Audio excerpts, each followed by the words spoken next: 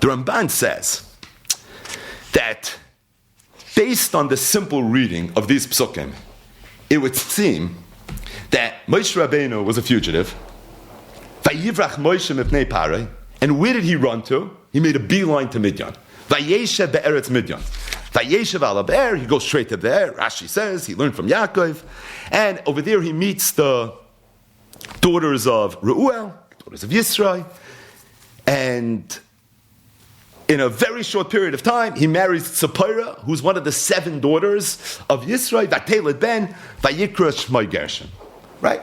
So right after he ran away, he's in Midian. The next thing you know, he's married. A year later, he already has a son whose name is Gershon. Says the Ramban, that's not really what happened. And the Ramban says, I'm going to tell you why logically it can't be what happened. Because Midian geographically is very, very close to Egypt.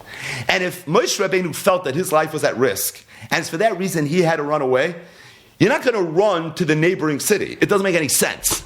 If you're going to run really far. You're probably going to go Me'ever Hanar, right? You're crossing the Euphrates River. I don't know, you're going somewhere else. But to go to Midian would make zero sense, says the Ramban.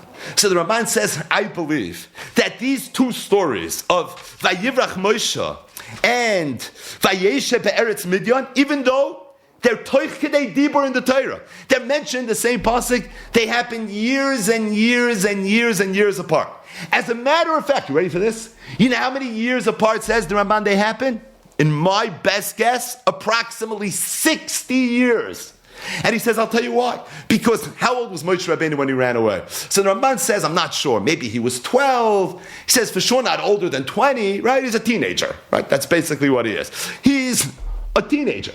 When Moshe Rabeinu was going to return back to Mitzrayim to be Moshe and Yisrael, how old was he going to be? He's going to be 80 years old. That means that from the time that Moshe Rabeinu runs away until he comes back is Be'erich 60 years. Now this story right here of Moshe Rabeinu having the son Gershom and Moshe Rabeinu marrying the daughter of Yisrael is going to immediately segue in the next year to HaKadosh Baruch Hu revealing himself to Moshe at the Sneh and telling him that I want you to be the shliach, I want you to be the one that's going to take the Yidden Adam Mitzrayim. So for sure the story of Tzipora, for sure the story of Vayesh Be'eretz Midian happened when Moshe Rabeinu was 80. But when he ran away, he's a teenager. So says Ramban, it's just back to the envelope arithmetic. This is not even complicated. It's very, very simple. It's elementary. For sure, decades past. In my mind, says the Ramban, it's approximately 60 years must have endured from the words Vayivrach Moshe mipnei Paroi to the next words in the Torah, which are Vayeshev be'eretz Midian. So here's the question. Where was Moshe for those 60 years? It's a very, very long time. Where was he? 60 years are missing from the greatest Jew to ever live. I mean, we spoke about Moshe in the introduction. Moshe is a Nes, he's a Pella. He's V'loikam Navi Oib Yisrael Kim Moshe. We're missing 60 years of his life. I mean, we're going to know the next 40 years of his life, Shanemo. We know the beginning of his life. We just read the Psukim. But there's 60 years, a very long time, missing from the narrative. Right? What happened to Moshe? Where was he during those 60 years? Now, it's very, very interesting. There's a Yalkut Shemaini in the beginning of Parashat Shmois that fills in the gap, that talks about it. It's a long Yalkut Shemaini, and it tells this incredible, fantastic tale of the missing 60 years of Moshe Rabeinu. There are snippets of this Yalkut Shemaini that are quoted by Rishonim in Etliche Pletzer. But I think the source that tells the story in the most detailed and the easiest way to read way is in the Sefer HaYashar. Now, the Sefer HaYashar requires a rabite of its own. There's a lot of history behind the Sefer HaYashar. Now, this is not to be confused with the Sefer HaYashar that was written by Rabbeinu Tam. It's not to be confused by the Musar Sefer called Sefer HaYashar. This is a medrash, quote-unquote, called Sefer HaYashar. It's interesting. It was first discovered in the 16th century, 17th century, but it traces itself b'Mesorah already to the times of the Churban. So this is an old collection of midrashim which fills in not only the gaps of these 60 years of Moshe Rabeinu, but a lot of the stories, a lot of the parashiyos in the Torah that you go through, specifically the life and times of the Shvatim, there's a lot of different gaps, #rest of the story, that emerges from Sefer HaYashar. Fascinating work. Most of it, again, I didn't go through it, but from my understanding, most of it is rooted in Midrashim and really has Mekoros in more traditional sources. But as it relates to the 60 years of Moshe Rabeinu, the Sefer HaYashar has 30 pages on it. And again, it's Shirasha, Yalkut Shemoini, right here in the beginning of Sefer Shemois, and there's a lot of parts of this that are quoted by different Rishonim. It's clear that the Rishonim were Mekabel, this Messiah that's mentioned in the Sefer HaYashar. So I think it's kedai to read a few paragraphs from the Sefer HaYashar, but just to set the stage, and that is, at this time that Moshe Rabeinu ran away, this is when Moshe Rabeinu was a teenager. So when Moshe Rabeinu runs away, there was a war that was taking place between the land of Cush, which is Ethiopia, and the land of Aram and the Bnei Kedem. So Aram, I guess that's where Lavan came from. So the other side, the Ever Hanar, is fighting with the king of Cush. And it's around that time that Moshe Rabeinu runs away. Now the Sefer HaYashar goes on to say that the king of Cush went out to fight this battle. And when he went out, one of his residents, a man you might have heard of, his name was Bilam, and his two sons decided that they're going to overthrow the kingdom of this Melech Cush. So the king of Cush is out fighting a battle. He's there with his whole cabinet and all his strong guys, right? All the tough guys are out at war right now. So he goes after the weaklings, and Bilam basically takes over the city. And he's able to use his kishiv in a way where by the time the king of Cush came back, the king of Cush had no ability. He had no ability to get back into his own country.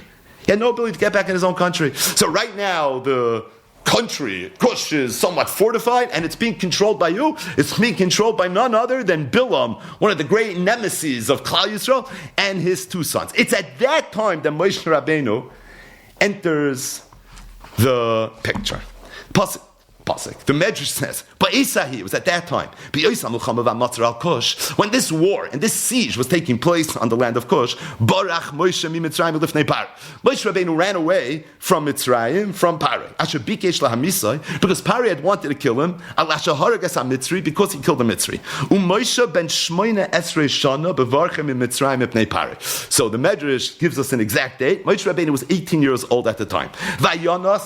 And he went and he fled to the camp of Kiknos. Kiknos was the name of that king of Cush, who were trying to get back into their own country. This siege, so to speak, with the king of Cush trying to get back into his own house, lasted 9 years, and Moshe Rabeinu was with them for that entire 9-year period. Whatever they were doing, Moshe was one of the chevra. But Moshe was someone that was the favorite. He was very, very popular amongst the troops. Because he was very special. And he had the koima, the stature of a lion. Adir, he was very big. Upanov kishemesh, pnei Moshe k'pnei achama. His face was like that of the sun. V'koyach gvurasei ka'aryeh chazak. Right, Vayachas HaMitzri. He was also very, very strong. Vayihiyoyetz Lamelech. He was certainly quite intelligent, and he was a consultant to the king. Vayimikates Teisha Shanim. As at the end of the 9 years, Vayechla Kiknos as Choyoy Asher Yamos Bay. Kiknos, the king of Cush, became very sick. The sickness which ultimately would take his life. Vayechzak Choyoy Olav. It got very bad. Vayomas B'yem Ashvi. Lasted 7 days, and then he died. Vayachnetu Oisei Avodav. Right? They embalmed him, mummified him. They buried him outside of Mitzrayim. They made him an oil.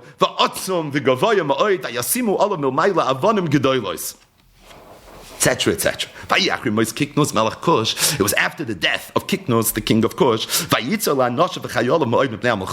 Things were getting very, very bad in terms of the war and everything that was going on. So the Olam started talking amongst themselves.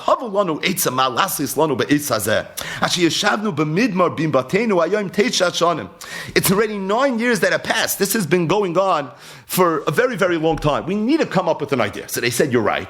But the first thing we need is we need a leader. Our leader just died. So we have to replace him. So there's a whole back and forth. I'm skipping around. They decided that we think the person that's fit to be the next king of Kush is none other than Moshe, and he took over Tachas Kiknus Melech Kush. He is now the replacement. And if you want to know when this happened relative to the reign of Paroi, it was the 55th year of his reign. 157 years from the Redu, from when the time Yaakov Avinu had come to Mitzrayim. At that point, Malach Moshe al Kush. How old was he? So it's back of the envelope arithmetic. He was 18 years old when he showed up. He was engaged in this siege for 9 years. So Ben Esrim v'Sheva Shanim Moshe b'Molchei al Kush v'Arbaim Shanim Malach, and he was king for 40 years. Vayiten Hashem es Moshe lechein ulechesed be'enei kol bnei Kush vayavo bnei Kush oisay ma'od. Everybody loved him. Vayhi Moshe toiv im Hashem v'manosh. He was very religious, very faithful, but he was also good together with the people. Either way, the Medrash goes on to talk about how Moshe Rabeinu came up with an idea of how to be able to get into the city. His idea worked, and Moshe Rabeinu now was immediately incredibly successful. He was able to do what Kiknos couldn't do in 9 years, and suddenly he's able to take hold of the city again. Moshe was able to conquer the city using his chachma. Now he had the palace, so now he's not only king, he was already king outside, but kind of stellar was that. Now he has a palace. They put a crown on his head.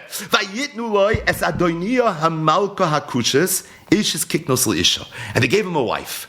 And the wife that they gave him was Adoniya Hamalka, the queen Adoniya, who was the wife of Kiknos. So you're the new king, you marry the old king's wife. But Moshe Rabeinu had incredible fear of HaKadosh Baruch Hu. Eleha. As Einav. He wouldn't even look at her. Because Moshe Rabeinu remembered the shvuah that his great-great-grandfather Avram had made Eliezer swore, and that was Loisikach lebni liyitzchak isha mibnois Canaan. V'gam esnei asa Yitzchak b'vrayich Yaakov b'nei Ach. And Yitzchak had commanded his son Yaakov the same thing when he was running away from Esav. At shner tzivo lemer loisikach isha mibnois Canaan. V'loi tischatim b'chol b'nei Cham. Ki Hashem Elokeinu nasan es Cham ben Noach v'es bon v'es kol zarim la'avodim. L'bni l'shem u'l'bnei Yefes u'l'zar machreim adoylam. Al kein lo'hifna Moshe es libay v'es einav al isha kiknos kol yemei Malchai al Kush. Moshe Rabeinu was king for 40 years, but he never paid any attention. Even lo'hifna eleo es einav. Vayira Moshe mipnei Hashem alikov kol yamav. Moshe Rabeinu feared HaKadosh Baruch Hu all his days. Vayisalich Moshe lefnei Hashem be'emes. B'chol levavay u'v'chol nafshay. Lo yisar Moshe min haderech hatoiva kol yemei chayav. Lo yinotem min haderech asher holchu ba'Avram Yitzchak v'Yaakov yomen u'smot. Vayischazik Moshe b'malchus b'nei Kush. Vayinagas b'nei Kush b'mishpat kichach masay. Vayatzliach Moshe b'malchusay. I'm skipping. U'Moshe ben Amram oidenu melech be'eretz Kush b'yomim ahem. Moshe ben Amram, 40 years. He's still the king of Kush during those days. Vayatzliach b'malchusay. He was very, very successful. Vayinagas kol malchus b'nei Kush b'mishpa b'tzedek u'b'tam. Vayavo kol b'nei Kush as Moshe kol yimei malchei aleim. Vayiru kol yoshvei eretz Kush milfon of Yira Gedol. Vayi b'shnasu arbam l'mloich Moshe al Kush. It was 40 years from Moshe Rabeinu had been king. Moshe Yoishev al Kisei HaMalucha. V'Adoniya HaMalka l'fon b'chal hasarim Yoishev Sviva Yisrael. Moshe's there with the queen. Everybody's around him. And all of a sudden, V'atoimer Adoniya HaMalka l'fnei HaMelech v'hasarim. Adoniya, who's the queen, who's been living with Moshe, sort of being ignored for 40 years, she couldn't anymore. So she turns to the Sarim and she says, Ma davar hazeh, asher asisan kol bnei Kush zeh yomim rabim. Halo yadatem, do you know, ki arba'im shana, asher malach zeh al Kush, elai loy karav? Do you realize that? Veselihei bnei Kush loy avad? You know, he doesn't worship the Avodah Zarah of Kush. Va'ate shimun bnei Kush. Listen to me. If you're asking me my opinion, Think you take a foreigner and you bring him in to be king over your land? I don't care how smart he is. I don't care how big and strong he is. He's the wrong person. I think what you should do is, I think you should take my son from Kiknus, from her previous husband, V'hu Yimlech Aleim, he should be the next king. Because this is someone who's going to follow the culture of Cush. He's someone that's going to worship the Avodah Zarah of Cush. I think he's the one that's appropriate. Either way, the Medrash says they heard what she had to say, and they agreed. And they went to Moshe and they told Moshe, we'd like to respectfully ask you to resign. Now the Medrash goes on to say that even though they asked him to leave, but they asked him to leave in a bakavadig way. They didn't throw him out. He wasn't a fugitive, but at the same time, they asked him to leave. We're getting closer to the end. So Moshe Rabeinu just spent how many years? 49 years. Right? He was 18 years old. He spent 9 years outside Cush, and then 40 years as the king of Cush. He just spent a yovel, a half a century in Ethiopia. This is the story of Moshe Rabeinu, right? Isn't this amazing? But either way, so Moshe Rabeinu just spent all this time. How old is he now? So the Medrash is going to do the math for us. Moshe ben Sheva Shana v'Shishim Shana. He's already 67 years old. He was 18 when it started. He's 67 years old now. Kush, when he left Kush, because really everything that happened was being orchestrated by HaKadosh Baruch Hu.